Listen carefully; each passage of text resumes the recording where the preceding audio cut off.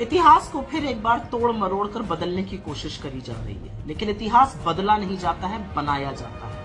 और हमारे देश के महापुरुषों ने और वीरांगनाओं ने इतिहास बनाने में इतनी लंबी लकीर खींच दी है कि कोई भी भाजपाई और संघी उसके आस पास नहीं फटक सकता है। लेकिन कुछ भी कहने से पहले आज एक बात पूछनी और जवाब मिलना जरूरी है। देश के गृह मंत्री अमित शाह ने एक बहुत बड़ी बहस छेड़ दी है।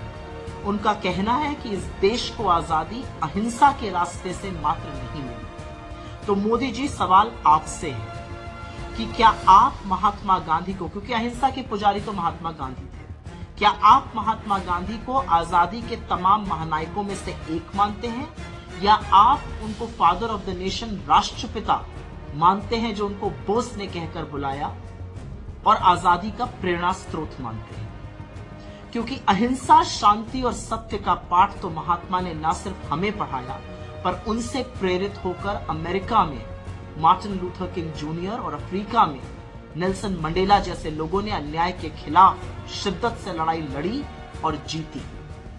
महात्मा गांधी इस देश की सबसे बड़ी पहचान है, मैंने पहले भी कहा है।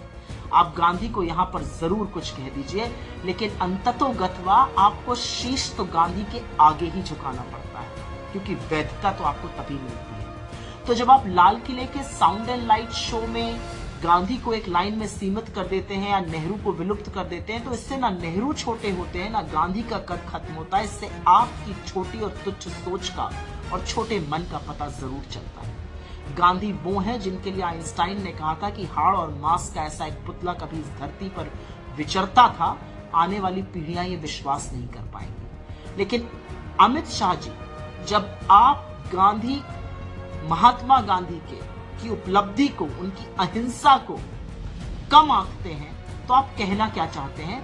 ये बात आपके आका मोदी जी को बतानी पड़ेगी। और एक बात और पूछना चाहती हूं, कब तक महापुरुषों को लड़ाकर अपनी दुकान चलाते रहिएगा? इतिहास में महापुरुष लड़ नहीं रहे थे, इतिहास में महापुरुष एक साथ खड़े थे।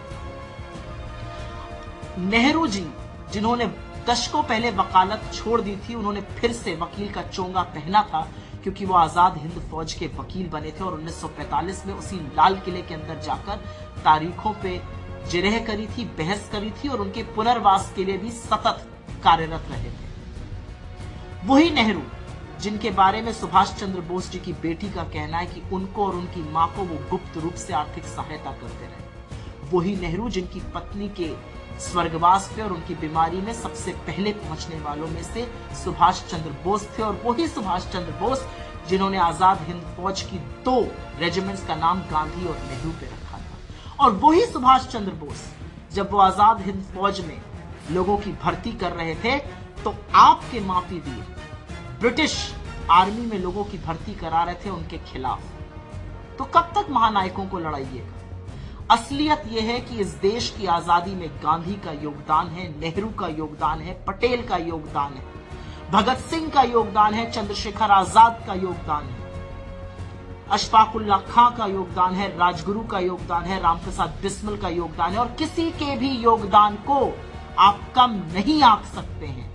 लेकिन गांधी के ऊपर प्रश्न चिन्ह लगाना इस देश के लिए ही नहीं, सत्य और अहिंसा के हर पुजारी के ऊपर एक आक्षेप है, और जवाब तो आपको देना पड़ेगा। छोटे मन से राजनीति नहीं होती, और इतिहास बदला नहीं, बनाया जाता है, और वो बनता सीमेंट की इमारतों से नहीं, बुलंद इरादों से। काश ये बात आपको समझ में आती।